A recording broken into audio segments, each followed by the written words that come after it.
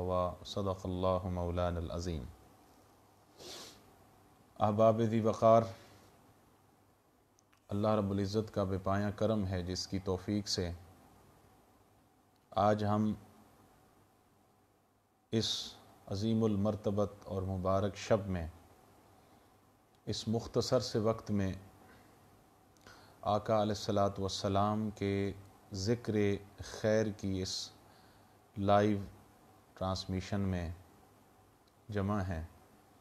اللہ تبارک و تعالی آج کی اس مبارک اور مقدس رات کا صدقہ ہم سب کو مرتے دم تک اور ہماری آئندہ نسلوں کو قیامت کی صبح تک آقا علیہ الصلاۃ والسلام کے در کی نوکری میں رکھے، حضور کی غلامی میں رکھے، اور آج کی اس مبارک رات کا صدقہ اللہ تبارک و تعالی انسانیت کو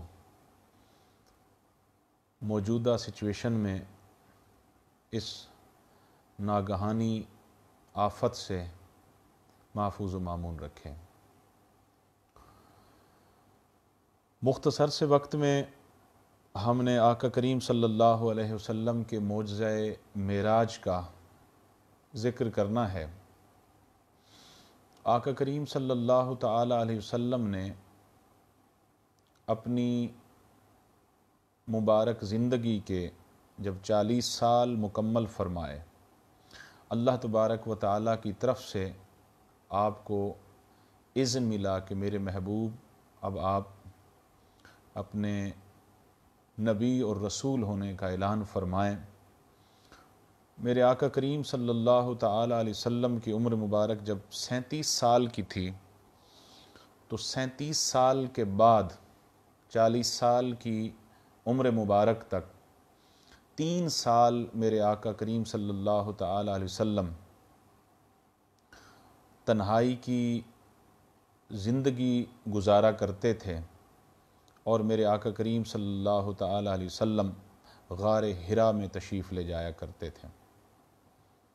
40 سال کی عمر مبارک میں آپ پر وحی کا آغاز ہوا، اور سب سے پہلے آپ نے جس ہستی کو اپنے نبی ہونے کا بتایا، اپنے اوپر وحی کی نزول کی کیفیات کا بتایا، وہ آپ کی زوجہ محترمہ ام المؤمنین حضرت خدیجۃ الکبریٰ رضی اللہ تعالی عنہ ہے۔ آپ نے 3 سال تک 40 سال کی عمر مبارک سے لے کر 43 سال کی عمر مبارک تک یہ 3 سال جو تھے آپ نے خاموشی کے ساتھ پوشیدہ دین کی دعوت کو جاری رکھا۔ 3 سال گزرنے کے بعد اللہ تبارک و تعالی نے آپ کو حکم دیا کہ میرے محبوب وَأَنذِرْ عَشِيرَتَكَ الْأَقْرَبِينَ، اب اعلان نبوت آپ اعلانیہ طور پر فرمائیں اور اپنے قریبی رشتہ داروں کو اللہ کی توحید اور اپنی رسالت کی طرف بلائیں۔ آقا کریم صلی اللہ علیہ وسلم نبوت کے 4تھے سال کوہ صفا پہ تشریف فرما ہوئے۔ جب کوئی اہم اعلان کرنا ہوتا تو کوہ صفا پر کھڑے ہو کر خبردار کیا جاتا تھا۔ میرے آقا کریم صلی اللہ علیہ وسلم بھی کوہ صفا پر تشریف فرما ہوئے، اور آپ نے اعلان فرمایا کہ لوگو، میں آج اہم اعلان کرنے والا ہوں، آؤ میری بات کو سنو۔ تو سارے لوگ جمع ہو گئے، جو بوڑھے حاضر نہیں ہو سکتے تھے انہوں نے اپنی طرف سے اپنے نمائندے بنا کر آقا علیہ الصلوۃ والسلام کی خدمت میں بھیجے۔ آقا علیہ الصلوۃ والسلام نے فرمایا کہ اگر میں تمہیں یہ بتاؤں کہ اس پہاڑ کے پیچھے ایک بہت بڑا لشکر ہے جو تمہارے اوپر حملہ کرنے والا ہے، کیا میری بات کو مان لو گے؟ سب نے کہا کہ جی مان لیں گے، کیونکہ آپ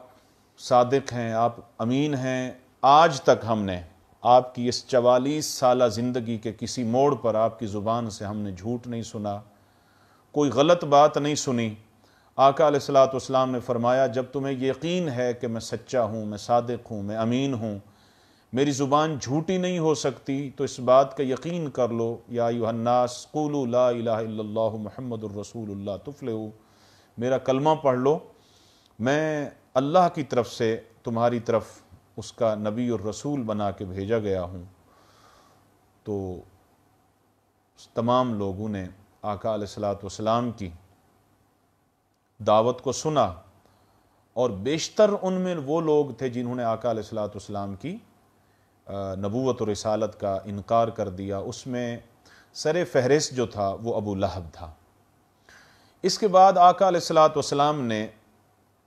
دار بنی ہاشم میں اپنے خاندان کے 45 افراد کو جمع فرمایا۔ جب اعلانیہ دعوت آپ نے اسلام کی دے دی تو آپ نے اعلانیہ طور پر اپنے رشتہ داروں کو بلایا۔ اس دسترخوان پر بھی ابو لہب نے یہی کہا کہ جس راستے پر اے بھتیجے تو چل پڑا ہے، یہ راستہ جا کر آگے ہمارے لیے دشمنیاں کھڑی کرے گا۔ ان 45 افراد میں سب سے پہلے جس ہستی نے آقا علیہ الصلوۃ والسلام کی دعوت کی حمایت کی وہ حضرت ابو طالب کی شخصیت تھی، اور جنہوں نے پھر آقا علیہ الصلوۃ والسلام کی ہر موڑ پر شان کا بھی دفاع کیا اور آقا علیہ الصلوۃ والسلام کی ذات کا بھی دفاع کیا۔ اب یہاں سے جب آقا علیہ الصلوۃ والسلام نے کھلم کھلا دعوت کا اعلان فرمایا تو یہاں سے آقا علیہ الصلوۃ والسلام کے لیے مشکلات کے انبار لگانا ان لوگوں نے شروع کر دیے۔ اعلان نبوت کا جب 5واں سال آیا، مشکلات اس قدر بڑھ گئیں کہ آقا علیہ الصلوۃ والسلام کو غلاموں کو حکم دینا پڑا کہ آپ حبشہ کی طرف ہجرت کر کے جائیں، اور نبوت کے 6 سال پھر آقا کریم صلی اللہ علیہ وسلم نے دوسری مرتبہ صحابہ کرام رضوان اللہ علیہم اجمعین کو حبشہ کی طرف ہجرت کرنے کا حکم دیا، اور اسی سال حضرت حمزہ آقا علیہ السلام کے چچا اور سیدنا فاروق اعظم رضی اللہ تعالیٰ عنہ نے اسلام قبول کیا، اور نبوت کے اعلان نبوت کے 7ویں سال اس قدر مشکلات بڑھ گئیں کہ مشرکین مکہ اور سرداران قریش نے آقا علیہ الصلوۃ والسلام کو شیب ابی طالب میں محصور ہونے پر مجبور کر دیا۔ سن 7 نبوت سے لے کر سن 10 نبوت تک آقا علیہ الصلوۃ والسلام شیب ابی طالب میں رہے۔ حضور کا پورا خاندان، پورے مکہ والوں نے، حضور کے خاندان میں سے صرف ابو لہب تھا جو دشمنی میں سر فہرست تھا اور یہ باہر تھا، باقی جتنے آقا علیہ الصلوۃ والسلام کے خاندان کے چھوٹے بڑے افراد تھے وہ شیب ابی طالب میں محصور ہو کر رہ گئے تھے۔ محرم الحرام سن 10 نبوت میں 3 سال مشقت کاٹنے کے بعد آقا علیہ الصلوۃ والسلام جب اپنے رشتہ داروں کے ساتھ باہر آئے محرم میں، تو اسی 10 نبوت کے رجب کے مہینے میں آقا علیہ الصلوۃ والسلام کی طرفداری کرنے والا، آقا علیہ الصلوۃ والسلام کی ہر مقام پر حفاظت کرنے والا، حضور کا دفاع کرنے والا، ہر وقت حضور کی خاطر دشمنوں کے تانے برداشت کرنے والا، دشمنوں کے تیر برداشت کرنے والا، دادا کے بعد وہ محبوب چچا جس نے ہر موقع پر شب ابی طالب میں بھی جب محصور تھے تو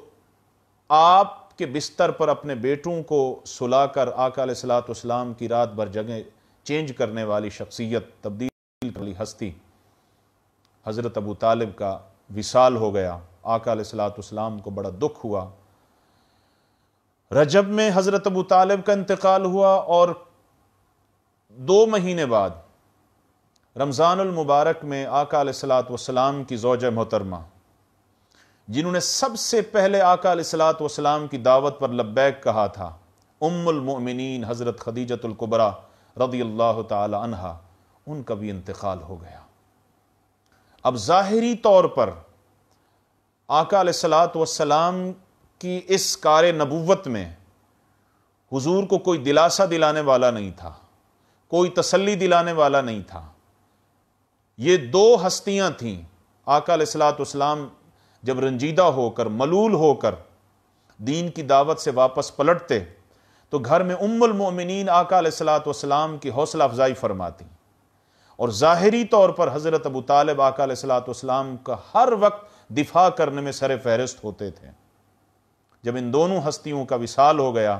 اب آقا علیہ الصلوۃ والسلام نے مکہ سے باہر سوچا کہ میں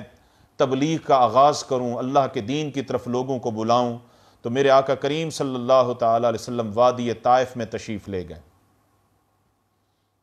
وادی طائف میں جب آقا علیہ السلام تشریف لے گئے، وادی طائف کے سردار تھے جو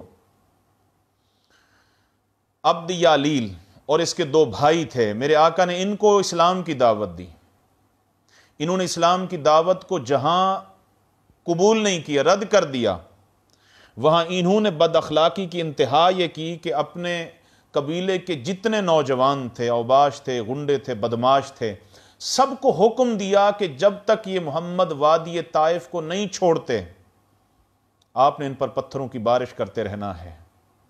میرے آقا کریم صلی اللہ علیہ وسلم پر پتھروں کی بارش ہوتی رہی۔ آپ کا وہ چہرہ انور جس کی رب قسمیں کھاتا ہے، وَالضُّحَىٰ، محبوب آپ کے مکھڑے کی قسم، اس چہرہ انور پر انہیں پتھر مارے۔ وَاللَّيْلِ اِذَا سَجَا، جن عنبری زلفوں کی رب قسمیں کھاتا ہے، ان زلفوں کو انہوں نے خون آلود کر دیا۔ الم نشرح لک صدرک، جس سینے کی رب قسمیں کھاتا ہے، اس سینے پر انہیں پتھر مارے۔ ید اللہ فوق ایدیہم، حضور کے جن ہاتھوں کو اللہ اپنے دست مبارک قرار دیتا ہے، ان ہاتھوں کو انہوں نے زخمی کیا۔ میرے آقا کریم صلی اللہ تعالیٰ علیہ وسلم زخمی ہو کر پہاڑ کے دامن میں جب تشریف فرما ہوئے، جبریل امین آقا علیہ السلام کے غلام حضرت زید بن حارثہ بھی حضور کے ساتھ تھے۔ جبریل امین آقا علیہ السلام کی خدمت میں آئے، یا رسول اللہ، یہ وہ فرشتہ ہے جس کے ذمے آسمان کا نظام ہے، یہ اجازت مانگتا ہے۔ یا رسول اللہ، اگر آپ کی اجازت ہو تو اللہ فرماتا ہے میرے محبوب ان پر آسمان سے پتھروں کی بارش کر دی جائے۔ میرے محبوب اگر آپ کی اجازت ہو ان پر آسمان سے آگ برسا دی جائے۔ میرے محبوب اگر آپ کی اجازت ہو ان کو زمین کے اندر دھنسا دیا جائے۔ میرے محبوب اگر آپ کی اجازت ہو ان کی بستی کو اٹھا کر پھر زمین پر مار دیا جائے۔ یہ فرشتے آقا علیہ السلام کی بارگاہ میں اللہ کی طرف سے پیغامات لے کر آتے رہے۔ آقا علیہ السلام نے تمام فرشتوں کے پیغامات سن کر چہرے انور لہو لہان ہے۔ حضور علیہ السلام کا جسم اطہر زخموں سے چور چور ہے۔ تاجدار کائنات صلی اللہ علیہ وسلم نے یہ فرشتوں کے تمام پیغامات سن کر اللہ کی بارگاہ میں عرض کی، باری تعالیٰ، چونکہ تو نے مجھے رحمت بنا کر بھیجا، انما بعثت رحمتا لم ابعث عذابا، میں رحمت بنا کے بھیجا گیا ہوں، میں لوگوں کے لیے مشکلات پیدا کرنے والا بنا کر نہیں بھیجا گیا۔ اللہم ان ھذا قومی لا یعلمونی فاغفر لہم، اللہ یہ میری قوم ہے، مجھے نہیں جانتی کہ میں کون ہوں، اللہ تو ان سے درگزر فرما، میں دیکھ رہا ہوں کہ ان کی اگلی نسلیں سدھر جائیں گی۔ آقا علیہ السلام واپس تشریف لائے۔ یہ سن 10 نبوت کا یہ شوال کا مہینہ ہے جس میں وادی طائف کے سرداروں نے آقا علیہ السلام پر ظلم و تشدد کیا۔ یہ سال گزرا، سن نبوت کا 11واں سال جب شروع ہوا، نبوت کا جب 11واں سال شروع ہوا، ماہ رجب المرجب کی 27ویں رات کو اللہ تبارک و تعالی نے اپنے محبوب کے دکھوں کا مداوع کرنے کے لیے، اپنے محبوب کی دلجوئی کے لیے،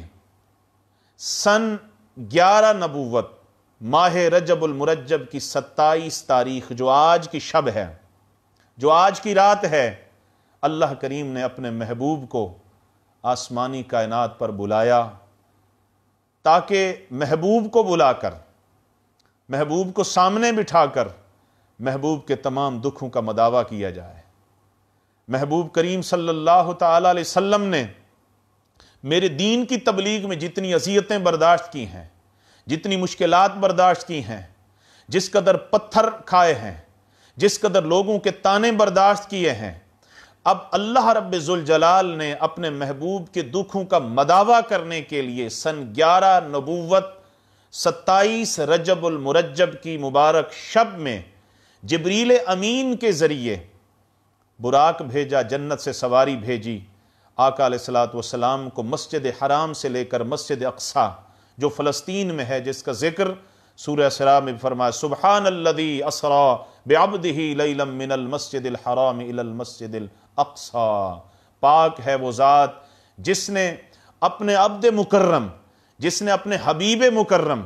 تاجدار کائنات صلی اللہ تعالی علیہ وسلم کو مسجد حرام سے لے کر مسجد اقصی تک جبریل امین کی خدمت میں براق پر سواری کروا کے سیر کروائی۔ یہ آقا علیہ الصلوۃ والسلام کا پہلا سفر تھا، اور اس سفر کو معجزہ معراج سے تعبیر کیا جاتا ہے، معجزہ معراج۔ اب یہاں پر آپ تمام بہن بھائیوں کی میں توجہ تھوڑی سی چاہوں گا، گفتگو کا دورانیہ ہم بہت ہی قلیل رکھیں گے۔ آقا علیہ الصلوۃ والسلام کے سفر اور اس عظمت کو معجزہ کہا جاتا ہے۔ معجزہ اللہ تبارک و تعالی اپنے نبی کو عطا فرماتا ہے۔ معجزہ اس حقیقت کو کہتے ہیں کہ نبی جب لوگوں میں آ کر دعوی نبوت فرماتا ہے، اپنے نبی ہونے کا اعلان فرماتا ہے کہ لوگوں میں اللہ کا نبی ہوں، لوگ اللہ کے نبی کی اس دعوت کا انکار کرتے ہیں، لوگ اللہ کے نبی کی اس دعوت کو ٹھکراتے ہیں، تو اللہ کا نبی اپنی نبوت کے اثبات کے لیے، اپنی نبوت کی تصدیق کے لیے جو دلیل پیش کرتا ہے اس کو معجزہ کہا جاتا ہے۔ معجزہ وہ حقیقت ہوتی ہے جس کو سمجھنے کے لیے انسانی عقلیں عاجز رہتی ہیں۔ مثال کے طور پر اب انسان کی عقل یہ سمجھتی ہے کہ آگ جلانے کا کام کرتی ہے، لیکن اسی آگ میں جب اللہ کے خلیل حضرت ابراہیم کو ڈالا جاتا ہے تو وہ پھولوں کی سیج بن جاتی ہے۔ انسان کی عقل یہ سمجھتی ہے کہ کوئی بھاری ثقیل چیز پانی کی سطح پہ اگر اس کو رکھا جائے تو وہ پانی پر تیرتی نہیں ہے، بلکہ وہ پانی کی تہہ میں چلی جاتی ہے۔ لیکن جب آقا علیہ الصلوۃ والسلام پتھروں کو حکم دیتے ہیں، وہ پتھر آقا علیہ الصلوۃ والسلام کے حکم سے پانی کی سطح پر تیرنا شروع کر دیتے ہیں، تو یہ معجزہ ہے۔ یہ حقیقت انسانی عقل میں نہیں آ سکتی۔ اللہ تبارک و تعالی معجزہ، جیسے میں نے عرض کیا کہ اس لیے اپنے نبی کو عطا کرتا ہے، وہ معجزہ نبی کے اس دعوی نبوت کے مشن میں ہر موقع پر اپنا بھرپور کردار ادا کرتا ہے۔ آقا علیہ الصلوۃ والسلام نے چاند کے 2 ٹکڑے کیے، مشرکین نے کہا کہ آپ چاند کے 2 ٹکڑے کر کے دکھائیں۔ آقا علیہ الصلوۃ والسلام کے حکم پر، جیسا کہ حضور نے ایک شخص کو اسلام کی دعوت دی، اس نے کہا کہ یہ جو فلاں جگہ پہ درخت ہے آپ اس کو اپنے قدموں میں بلائیں، اگر یہ آ گیا تو میں مان لوں گا کہ آپ اللہ کے نبی ہیں۔ آقا علیہ السلام نے درخت کو حکم دیا، وہ جڑوں سمیت آقا علیہ السلام کی خدمت میں آ گیا۔ جتنے معجزات ہیں معجزہ معراج کے علاوہ، جتنے معجزات اللہ کریم نے اپنے حبیب کو عطا فرمائے ہیں، ہر معجزہ کسی نہ کسی اعتراض کا رد تھا۔ منکرین نبوت کی طرف سے اعتراض ہوا، مشرکین کی طرف سے اعتراض ہوا،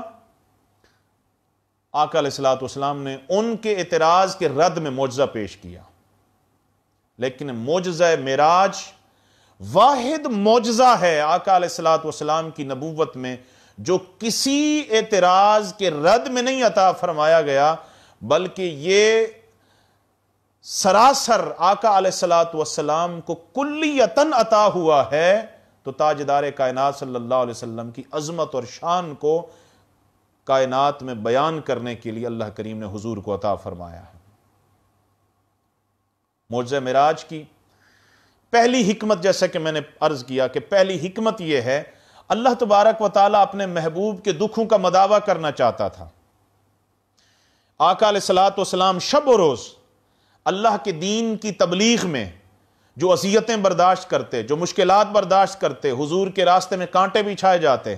ان کے تانے برداشت کرتے، آقا علیہ الصلوۃ والسلام پر پتھر برسائے جاتے، حضور پر باتیں کی جاتی، معاذ اللہ کسی موڑ پر حضور کو شاعر کہا گیا، حضور کو مجنوں کہا گیا، آقا علیہ الصلوۃ والسلام کو غریب کہا گیا، یہ تانے دیے گئے کہ ان کے پاس کھانے کے لیے کچھ نہیں ہے، لوگوں ان کی باتوں میں نہ آنا،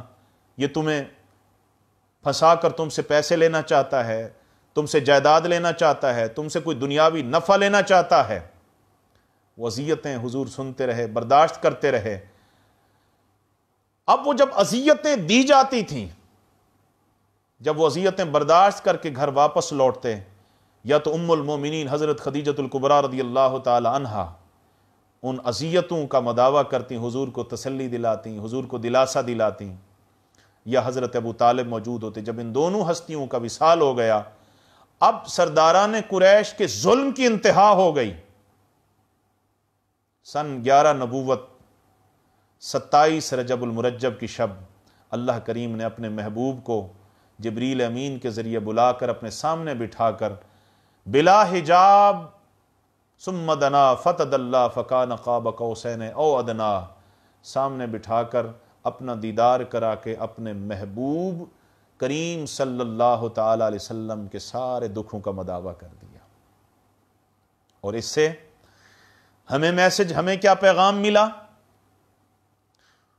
وہ پیغام حضرت امام احمد بن حنبل رحمت اللہ تعالی علیہ کے ایک واقعے سے بھی ہمیں ملتا ہے۔ امام احمد بن حنبل کے دور میں جب ایک بہت بڑا فتنہ اٹھا، بادشاہ وقت نے کہا کہ قرآن مخلوق ہے، آپ نے فرمایا قرآن مخلوق نہیں ہے، قرآن اللہ کا کلام ہے، اللہ کی صفت ہے، قرآن مخلوق نہیں ہے۔ آپ قرآن کو مخلوق، چونکہ مخلوق حادث ہے، اس نے ختم ہو جانا ہے، اور جس طرح اللہ کی ذات پر دوام اور ہمیشگی ہے، اسی طریقے سے اللہ کی صفات پر کوئی زوال نہیں ہے۔ اس جرم کی پاداش میں بادشاہ وقت نے امام احمد بن حنبل پر ظلم و تشدد کا وہ بازار گرم کیا، آپ کے جسم کے اعضاء توڑ دیے، آپ کے دونوں بازو اس نے توڑ دیے، آپ کی ٹانگیں توڑ دیں، آپ کو پابند سلاسل کیا گیا، اور ایک دن تو اس نے ظلم کی یہ انتہا کر دی کہ ظلم و ستم کر کے سواری پر سوار کرا کے آپ کو پورے بازار کا چکر لگایا گیا۔ آپ بے ہوشی کے عالم میں تھے، جب ہوش میں آتے تھے فرماتے تھے، لوگوں جس کو نہیں پتا کہ میں کون ہوں، میں امام احمد بن حنبل ہوں، میرا جرم یہ ہے کہ میں قرآن کو مخلوق نہیں مانتا، میں قرآن کو اللہ کی صفت مانتا ہوں، اور بادشاہ کا جرم یہ ہے کہ یہ قرآن کو مخلوق سمجھتا ہے۔ وہ سمجھتا ہے جس طرح مخلوق حادث ہے، مخلوق نے فنا ہو جانا ہے، مخلوق نے ختم ہو جانا ہے، اسی طریقے سے قرآن نے بھی ختم ہو جانا ہے۔ اس جرم کی پاداش میں اس نے میرے اوپر ظلم و ستم کا یہ پہاڑ توڑا ہے۔ اسی کیفیت میں حضرت امام احمد بن حنبل کا انتقال ہو جاتا ہے۔ آپ کے شاگردوں نے آپ کو خواب میں دیکھا، حضور اللہ نے آپ سے کیا معاملہ کیا؟ امام احمد بن حنبل نے فرمایا، جب میں یہاں پہنچا اللہ رب ذوالجلال نے فرشتوں سے فرمایا، میرے فرشتوں، میرا احمد بن حنبل چونکہ میرے دین کے لیے مشکلات برداشت کرتا رہا ہے، میرے دین کے راستے میں اس نے تہمتیں برداشت کی ہیں، اذیتیں برداشت کی ہیں، مصیبتیں اٹھائی ہیں، اپنا سب کچھ نچھاور کر دیا ہے، جسم کے اعضاء توڑوائے ہیں، پابند سلاسل رہا ہے، دنیا کی نعمتیں اس سے چھن گئی تھیں،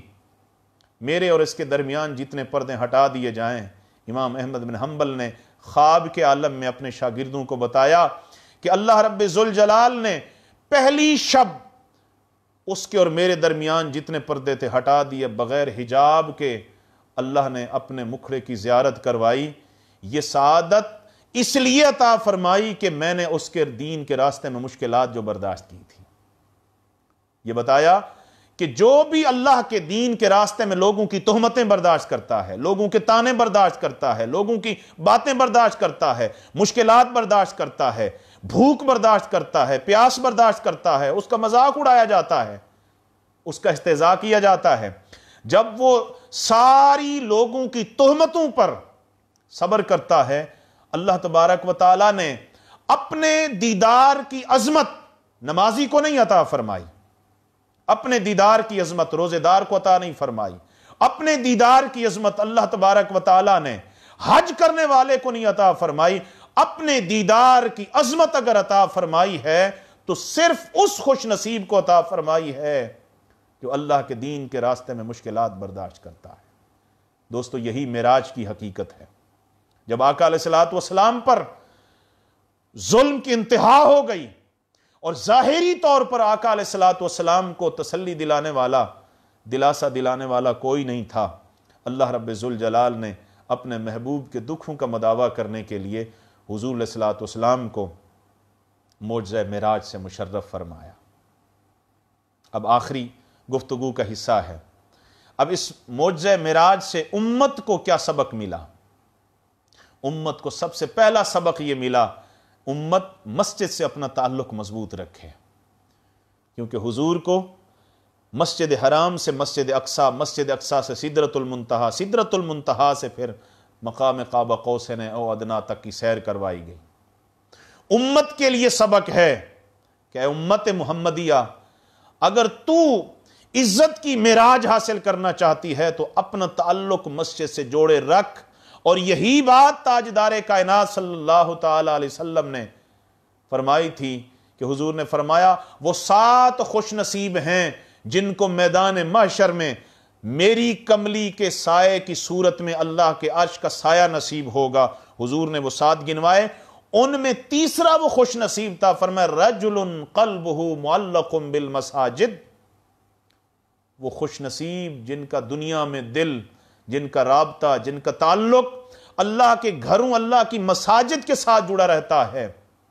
قیامت کے دن آقا نے فرمایا وہ ہولناک کیفیات میں قیامت کی اس مشکل ترین لمحے میں میری کملی کے سائے کے نیچے بڑے پرسکون نظر آئیں گے۔ امت کو پہلا سبق یہ ملا، اور دوسرا سبق امت کو کیا ملا؟ اس معراج کی شب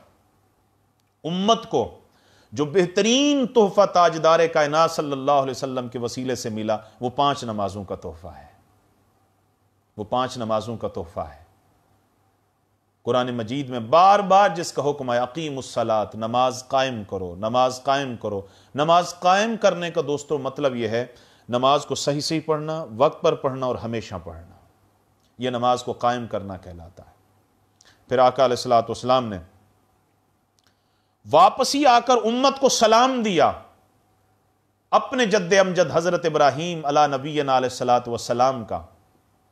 یہاں سے بھی امت کو ایک میسج اور پیغام ملا۔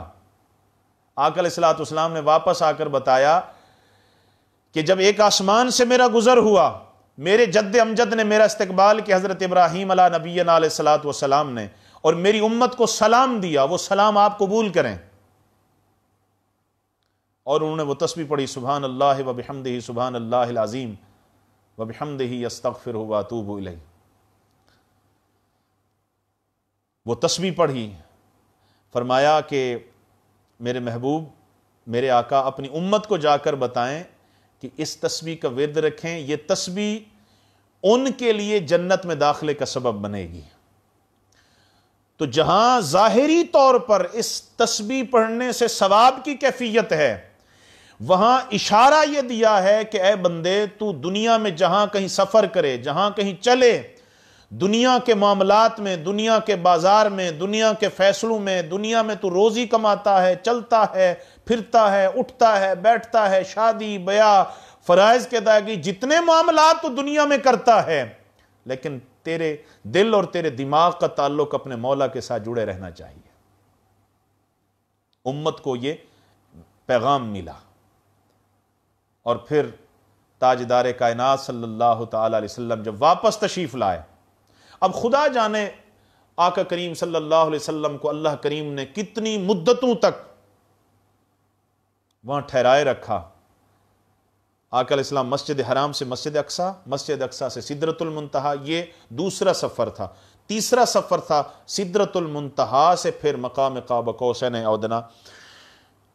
مسجد حرام سے مسجد اقصیٰ تک۔ براق بھی حضور کے ساتھ، جبریل امین بھی حضور کے ساتھ۔ براق وہ سواری جو جنت سے آقا علیہ الصلوۃ والسلام کے لیے لائی گئی تھی۔ مسجد اقصیٰ میں جا کر آقا علیہ الصلوۃ والسلام نے اللہ کے پیغمبروں کو نماز باجماعت کروائی۔ وہاں سے پھر دوسرے سفر کا آغاز ہوا سدرہ، جہاں پر اللہ تبارک و تعالیٰ کے وہ فرشتے جمع ہوئے جنہوں نے خواہش کا اظہار کیا تھا کہ باری تعالیٰ اپنے جس محبوب کے لیے تو نے اس دنیا کو بنایا ہے، وہ ہستی جو باعث تخلیق کائنات ہے، باری تعالیٰ ہم حاملان عرش میں سے ہیں، ہمیں زندگی ہو گئی ہے کہ ہم تیرے عرش کا طواف کرتے ہیں، ہمیں اپنے اس محبوب کے مکھڑے کی ایک جھلک تو دکھا دے۔ تو سدرہ، مقام سدرہ پر اللہ تبارک و تعالیٰ نے ان فرشتوں کو اکٹھا فرمایا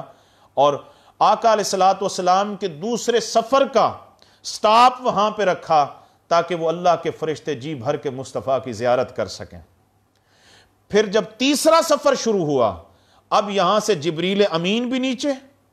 براق بھی نیچے، اب تاجدار کائنات صلی اللہ علیہ وسلم اس مقام پر پہنچے جو حضور نے فرمایا میرے لیے براق بھی نیچے رہ گیا، جبریل امین بھی نیچے رہ گیا،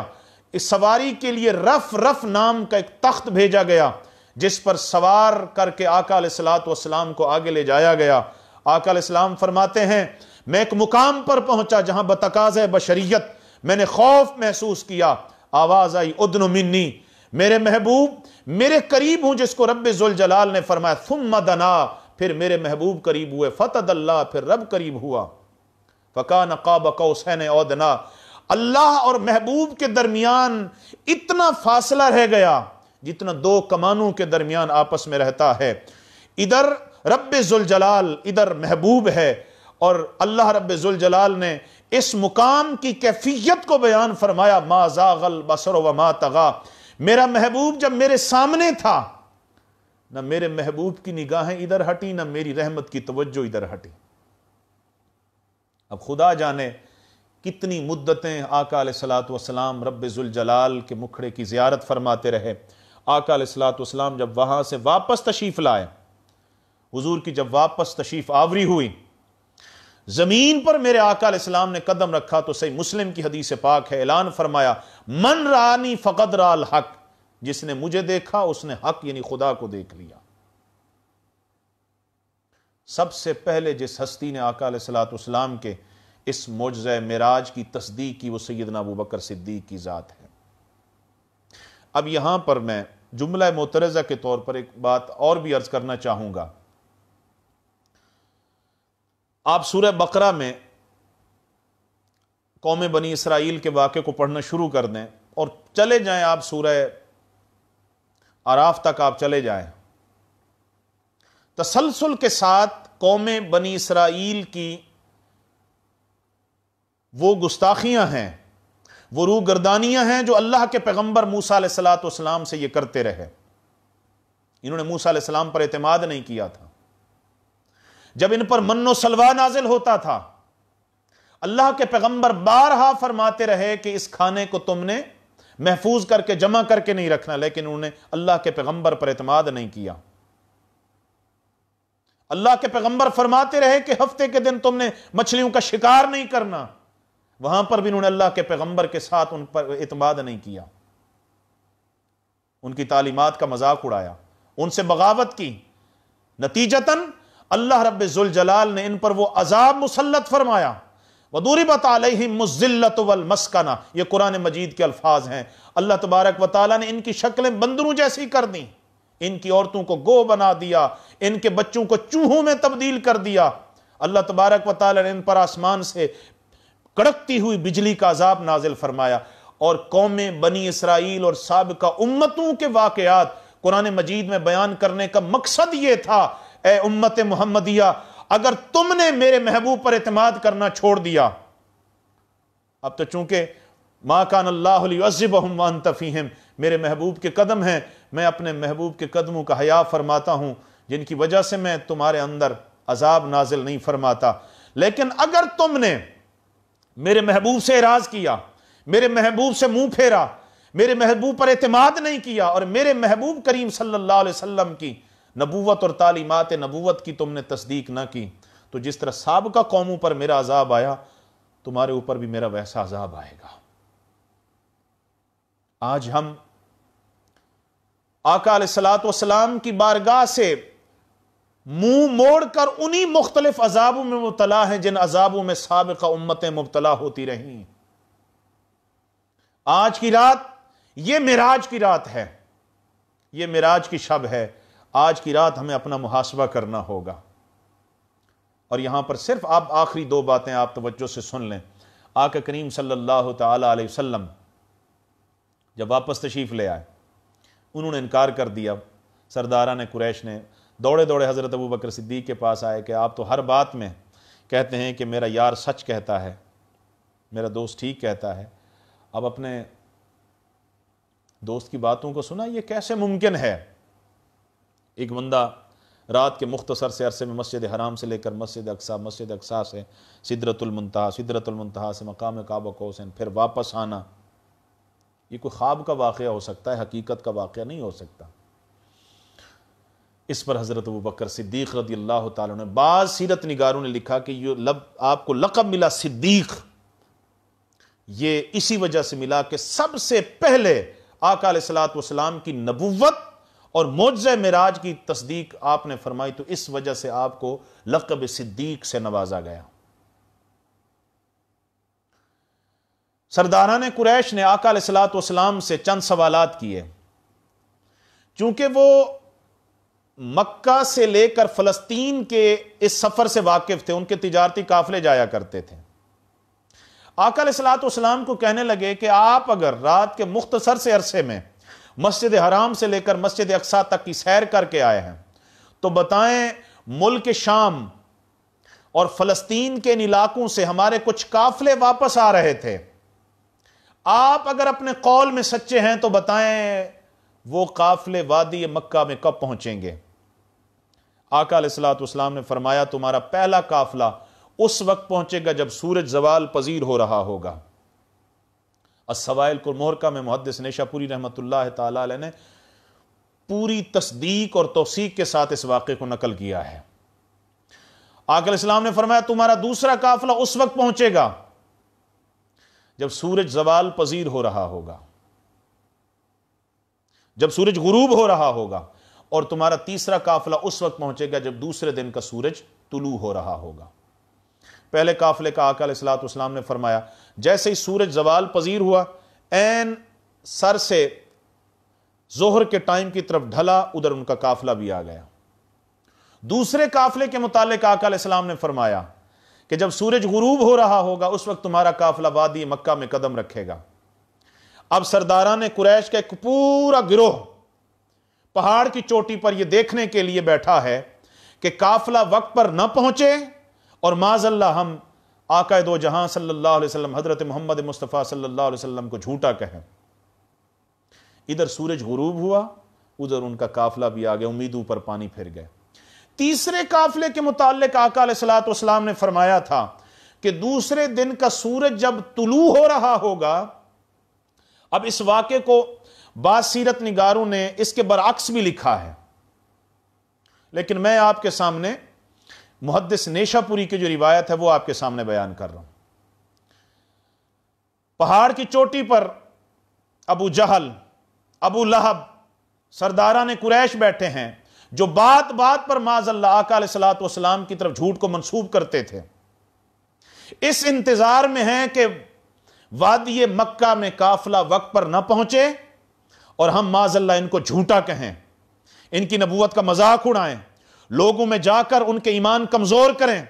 ساری رات یہ پہاڑ کی چوٹی پر بیٹھے رہے اور پہاڑ کی دوسری چوٹی پر حضور کے غلام ابو بکر، عمر، عثمان و علی بھی بیٹھے رہے۔ دو زاویہ نگاہ برسر پیکار ہے، یہاں سے عقیدے کی اصلاح ہوتی ہے۔ ایک زاویہ نگاہ آقا علیہ الصلوۃ والسلام کی ذات میں عیب تلاش کرنے کے لیے بیٹھا ہے، نقص تلاش کرنے کے لیے بیٹھا ہے۔ ایک زاویہ نگاہ آقا علیہ الصلوۃ والسلام کی شان میں نقائص تلاش کرنے کے لیے بیٹھا ہے کہ قافلہ وقت پر نہ پہنچے، ہم لوگوں میں جا کر معاذ اللہ ان کی طرف جھوٹ کو منسوب کریں۔ اور ایک زاویہ نگاہ اس کو یقین ہے کہ جیسا مصطفیٰ نے فرما دیا ہے اب کائنات کا نظام ادھر سے ادھر ہو سکتا ہے، لیکن آقا علیہ الصلوۃ والسلام کی زبان مبارک سے جو الفاظ نکل چکے ہیں ان میں رتی برابر بھی تبدیلی نہیں ہونے والی۔ اب قربان جائیں، آقا علیہ الصلوۃ والسلام کی بات کو سنیں۔ اب وہ جو تیسرا قافلہ تھا جس نے طلوع آفتاب کے وقت، صبح کے وقت، سورج کے طلوع ہونے کے وقت پہنچنا تھا، آقا علیہ السلام نے فرمایا کہ جب میرا براق اس قافلے کے اوپر سے گزرا تو ان کے اونٹ بدکنے لگ گئے، اچھلنے لگ گئے، کودنے لگ گئے، جس سے ان نے کجاوے الٹ دیے، ان کے سوار نیچے گر گئے، بازوں کے بازو ٹوٹ گئے، بازوں کی ہڈیاں ٹوٹ گئیں۔ اب جب یہ کیفیت ان کے ساتھ پیش آئی تو ظاہری بات ہے جس ٹائم میں انہوں نے پہنچنا تھا اس ٹائم تک وہ نہیں پہنچ سکے۔ اب ادھر چونکہ سورہ یاسین کو آپ پڑھیں، وَالشَّمْسُ تَجْرِي لِمُسْتَقَرٍّ لَهَا ذَلِكَ تَقْدِيرُ الْعَزِيزِ الْعَلِيمِ، اللہ تبارک و تعالیٰ نے سورج اور چاند کے مدار مقرر فرما دیے ہیں، وہ وقت مقررہ پر طلوع بھی ہوتے ہیں، وقت مقررہ پر غروب بھی ہوتے ہیں۔ ادھر سورج اپنے وقت مقررہ پر جب طلوع ہونے کے لیے اپنے مقام پر پہنچا، چونکہ آقا نے فرمایا تھا کہ جب سورج طلوع ہو رہا ہوگا تمہارا تیسرا قافلہ اس وقت پہنچے گا۔ ادھر سورج طلوع ہونے کے لیے پہنچا، قافلہ چونکہ لیٹ تھا، قافلے کو دیر تھی، قافلہ چونکہ اس کے سوار زخمی ہو گئے تھے، اونٹ بھاگ گئے تھے، گھوڑے بھاگ گئے تھے، قافلہ کچھ پہر دیر ہو گیا۔ ادھر سورج جب اپنے مقام پر پہنچا، رب ذوالجلال نے فرمایا سورج میرے محبوب کی زبان مبارک سے طلوع آفتاب کے وقت وادی مکہ میں قافلے کا پہنچنا نکل گیا ہے، جب تک قافلہ مکہ کی وادی میں قدم نہ رکھے خبردار تجھے نکلنے کی اجازت نہیں ہے، تجھے نکلنے کی اجازت نہیں ہے۔ یہ رب ہے جس کی اپنے محبوب کے ساتھ محبت کی انتہا ہے۔ قربان جائے مولا تیری محبت پر اپنے حبیب کے ساتھ جو ہے۔ ادھر بے چینی ہے، اضطراب ہے کہ ابھی سورج نکلا، ابھی سورج نکلا۔ ادھر سورج نے کنارہ نکالا، ابو جہل بول اٹھا عمر دیکھ سورج نکل چکا ہے، قافلہ نہیں پہنچا۔ اس کا جملہ مکمل نہیں تھا، سیدنا فاروق اعظم بول اٹھے وہ دیکھ قافلہ بھی آ گیا ہے۔ تو یہاں عشق جیت گیا۔ اس واقعے نے امت کو اسوہ دیا کہ جو کچھ تاجدار کائنات نے فرما دیا ہے آنکھیں بند کر کے اس پر اعتماد کر لیا کرو، اور یہی عشق ہے جو تمہیں محبت کی معراج اور ایمان کی معراج پر پہنچاتا ہے۔ آخری بات، آقا کریم صلی اللہ علیہ وسلم اس بات کو حضرت خواجہ نظام الدین اولیاء رحمۃ اللہ تعالی علیہ نے اپنے ملفوظات، ان کے جو ملفوظات ہیں الفوائد الفواد کے نام سے، آپ کے مریدین نے، آپ کے تلامذہ نے اس حدیث مبارک کو الفوائد الفواد شریف میں نقل کیا ہے۔ ایک دن آقا علیہ الصلوۃ والسلام ام المؤمنین حضرت ام عائشہ صدیقہ رضی اللہ تعالی عنہ کی گود مبارک میں اپنا سر انور رکھ کے آرام فرما رہے ہیں۔ آقا علیہ السلام نے فرمایا عائشہ آج جو پوچھنا ہے مجھ سے پوچھ لو، جو پوچھنا ہے پوچھ لو۔ جب یہ بات حضرت ام عائشہ صدیقہ رضی اللہ تعالی عنہ نے سنی تو سمجھ نہیں آ رہا کہ میں آقا سے کیا پوچھوں اور کیا نہ پوچھوں۔ اب یہ معراج کا آخری پیغام میں آپ کی خدمت میں، تمام دوستوں کی خدمت میں عرض کرنا چاہ رہا ہوں، اور اس سبق کو سمجھنے کی کوشش کریں اور موجودہ کیفیات جس سے ہم گزر رہے ہیں اس تناظر میں پھر سمجھیں کہ ہمارا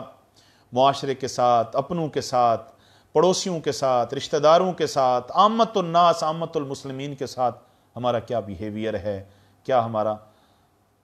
تعلق ہے، کیا ہمارا رول ہے، کیا ہمارا کردار ہے۔ یہ ہر شخص اپنا گریبان کھول کے خود اس کا تجزیہ کر سکتا ہے۔ آقا مجھے اجازت دیں، میں اپنے ابا حضور سے پوچھنا چاہتی ہوں کہ حضور سے کیا پوچھوں اور کیا نہ پوچھوں۔ آقا نے فرمایا اجازت ہے۔ بیٹی سیدنا صدیق اکبر کی خدمت میں پہنچی۔ ابا حضور، آقا علیہ السلام نے فرمایا آج جو پوچھنا ہے پوچھ لو۔ ابا حضور آپ بتائیں کیا پوچھوں؟ حضرت سیدنا صدیق اکبر رضی اللہ تعالیٰ عنہ فرماتے ہیں بیٹی آقا علیہ السلام سے جا کر پوچھو یا رسول اللہ صلی اللہ علیہ وسلم، معراج کی شب رب ذوالجلال نے اپنے سامنے بٹھا کر جو آپ سے راز و نیاز کی باتیں فرمائی ہیں ان رازوں میں سے کوئی ایک راز بتا دیں۔ جب یہ بیٹی مشورہ کر کے واپس پلٹنے لگی، فرمایا بیٹی وعدہ کرو جو حضور جواب دیں پہلے آ کر آپ نے مجھے بتانا ہے۔ بیٹی آئی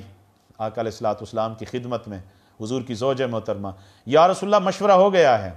کیا پوچھنا چاہتی ہیں؟ یا رسول اللہ میں پوچھنا یہ چاہتی ہوں معراج کی شب اللہ تبارک و تعالیٰ نے آپ سے جو راز کی باتیں فرمائیں ان رازوں میں سے کوئی ایک راز بتا دیں۔ آقا علیہ السلام نے فرمایا عائشہ تو جانتی ہے وہ دو انسانوں کا راز نہیں ہے، وہ خالق کا اپنے عبد مقرب کے ساتھ راز ہے۔ یا رسول اللہ آپ نے خود ہی فرمایا ہے جو پوچھنا چاہتی ہیں پوچھیں۔ آقا علیہ السلام نے فرمایا عائشہ آؤ میرے قریب ہو، میں تمہیں بتاؤں۔ اللہ تبارک و تعالیٰ نے جب اپنی آغوش رحمت میں مجھے لیا، جہاں بہت ساری باتیں فرمائیں، وہاں ایک بات یہ بھی فرمائی، میرے محبوب آپ کا جو امتی کسی شخص کے ٹوٹے ہوئے دل کو جوڑ دے گا، مجھ پر لازم ہے میں اس کو بغیر حساب کے اپنی جنت عطا فرماؤں گا۔ یہ معراج کا پیغام ہے۔ یہ پیغام لے کر جب بیٹی سیدنا صدیق اکبر کی بارگاہ میں آئی، آپ سن کر رونے لگ گئے۔ ابا جان آپ رو رہے ہیں، اس پیغام کو سمجھیں تو صحیح کہ کوئی ٹوٹا ہوا دل لے کر آپ کی خدمت میں آتا ہے، بھوکا ہے آپ اس کی بھوک ختم کر دیتے ہیں، ننگا ہے کپڑوں کی ضرورت ہے آپ اس کو لباس خرید کر دے دیتے ہیں، پیاسا ہے اس کو پانی کا پیالہ دے دیتے ہیں، اس کی پیاس ختم کر دیتے ہیں، اس کے بدلے میں اللہ آپ کو جنت عطا فرمائے۔ جنت کا اس سے کم سودا، اس سے کم قیمت بھی کبھی آپ نے سنی ہے؟ اور آپ رو رہے ہیں؟ بیٹی آپ نے آقا کے فرمان کے مفہوم مخالف کو نہیں سمجھا۔ میں رو اس بات پر رہا ہوں کہ دل جوڑنے والوں کے لیے تو جنت ہے، اور اگر کوئی کسی کا دل توڑ بیٹھے تو اس کی سزا کیا ہے، اس کی سزا کیا ہے۔ معراج کا پیغام یہ ہے، یہ جو قدرتی آفات ہیں، بیماریوں کا آنا، وائرس کا آ جانا، مہنگائی کا آ جانا، غربت کا آ جانا، جسمانی بیماریاں ہیں، ڈپریشن ہے، خاندانی معاملات ہیں، یہ مختلف قسم کی بیماریوں نے جو آ کر ہمارے معاشرے کو جکڑ رکھا ہے، ہم اپنے معاملات پر تھوڑی سی توجہ دیں کہ ہمارا قرب و جوار میں لوگوں کے ساتھ کیا تعلق ہے، کیا بیہیویئر ہے، ہمارا اٹھنا بیٹھنا کیسا ہے، ہم ایک دن میں کتنوں کا دل جوڑتے ہیں، کتنوں کا دل توڑتے ہیں، یہ محاسبہ میں کرنا ہوگا۔ یہ معراج کا پیغام ہے، یہ آج کی رات کا پیغام ہے۔ دو پیغام ہیں دوستو آج کی رات کے، ایک یہ کہ سابقہ امتوں نے اپنے نبیوں سے اعراض کیا، منہ موڑا، اللہ تبارک و تعالیٰ نے ان کو عذاب میں مبتلا کر دیا، اور وہ ان عذابوں کا مذاق اڑاتے تھے، جس طرح آج ہمارے ہاں بیماری کا اس وبا کا مذاق اڑایا جاتا ہے، لطیفے کسے جاتے ہیں۔ نوح علیہ السلام کی قوم نے بھی ان کے عذاب کا مذاق اڑایا تھا۔ قوم بنی اسرائیل ہر اپنے پیغمبر کے ساتھ، حضرت یعقوب علیہ السلام سے لے کر عیسیٰ علیہ السلام تک، ہر بات کا مذاق اڑاتے تھے اور آنے والی ہر آفت کا مذاق اڑاتے تھے۔ پورا قرآن مجید اس پر شاہد و عادل ہے۔ ہماری کیفیات بھی ان سے جدا نہیں ہیں، ہماری سوچ، ہمارا نظریہ، ہمارا عمل، ہمارا بیہیویئر، ہمارا اٹھنا، ہمارا بیٹھنا، ہماری معیشت، ہماری معاشرت، ہماری سیاست کلیتاً قومی بنی اسرائیل سے جدا نہیں ہے۔ آپ جو ان کی عادتیں تھیں قرآن مجید میں پڑھیں، اور وہی عادتیں آج ہماری ہیں، جو نشانیاں ان کی تھیں وہ نشانی آج ہماری ہیں۔ معراج کی رات یہ پیغام دیتی ہے کہ آئیں اجتماعی طور پر، انفرادی طور پر، آپ جہاں کہیں ہیں، اللہ کے گھر میں بیٹھے ہیں، گھر میں بیٹھے ہیں، اپنے گھر میں بیٹھے ہیں، اپنے گھر کے کسی کونے میں بیٹھے ہیں، تہیہ کر لیں کہ آج کی شب اللہ اور اس کے رسول سے اپنے ٹوٹے ہوئے تعلق کو جوڑنا ہے، اور آج کی شب یہ آپ اپنے اللہ سے عہد کریں، وعدہ کریں کہ آج کی شب ہم نے اللہ کے بندوں کے ٹوٹے ہوئے دلوں کو جوڑنا ہے۔ یہ وبائیں، یہ بیماریاں اللہ کی طرف سے وَلَنَبْلُوَنَّكُمْ بِشَيْءٍ مِّنَ الْخَوْفِ وَالْجُوعِ وَنَقْصٍ مِّنَ الْأَمْوَالِ وَالْأَنفُسِ وَالثَّمَرَاتِ وَبَشِّرِ الصَّابِرِينَ۔ یہ آزمائشیں ہیں، ان میں احتیاط بھی حضور کی سنت ہے، احتیاط کرنا بھی صحابہ کی سنت ہے، صبر کرنا بھی اللہ کا حکم مصطفیٰ کی سنت ہے۔ یہ آج کی رات کا خوبصورت پیغام ہے۔ اللہ تبارک و تعالیٰ آپ کی عزتوں میں اضافہ فرمائے۔ اللہ تبارک و تعالیٰ آپ نے اس مختصر سے وقت میں یہ چند میرے بے ربط ٹوٹے پھوٹے کلمات سنے۔ اللہ تبارک و تعالیٰ آج کی اس مبارک رات میں ہمارے ٹوٹے ہوئے تعلق کو اپنی بارگاہ سے جوڑنے اور حضور کے در سے جوڑنے کی ہمیں توفیق عطا فرمائے۔ اس آفت سے جس میں آج پوری انسانیت گرفتار ہے، اللہ تبارک و تعالیٰ ان آفات سے، ان بلیات سے پوری انسانیت کو محفوظ و مامون رکھیں۔ اللہ تبارک و تعالیٰ جہاں کہیں مسلمان ہیں، کشمیر میں، فلسطین میں، دنیا کے جس جس کونے میں مسلمان حالت مظلومیت میں ہیں، اللہ تبارک و تعالیٰ ان کی دستگیری فرمائے۔ آج کی مبارک رات کے صدقے اللہ تبارک و تعالیٰ اس دھرتی کو بحرانوں سے نجات عطا فرمائے۔ اللہ کریم اس قوم پر اپنی رحمتوں کا نزول فرمائے۔ اللہ کریم آپ کی عزتوں میں اضافہ فرمائے، اللہ تعالیٰ آپ کو آج کی مبارک رات کے صدقے اولاد کی خوشیاں عطا فرمائے، روزگار کی خوشیاں عطا فرمائے، خاندان کی خوشیاں عطا فرمائے، اللہ تعالیٰ آپ کو دنیا اور آخرت کی تمام بھلائیاں نصیب فرمائے۔ اللہ تعالیٰ آج کے اس مبارک رات کے صدقے مرتے دم تک ہمیں اور آئندہ نسلوں کو قیامت تک حضور کے در کی نوکری، آشنائی، حضور کے در کی سنگت عطا فرمائے۔ وآخر دعوانا ان الحمد للہ رب العالمین۔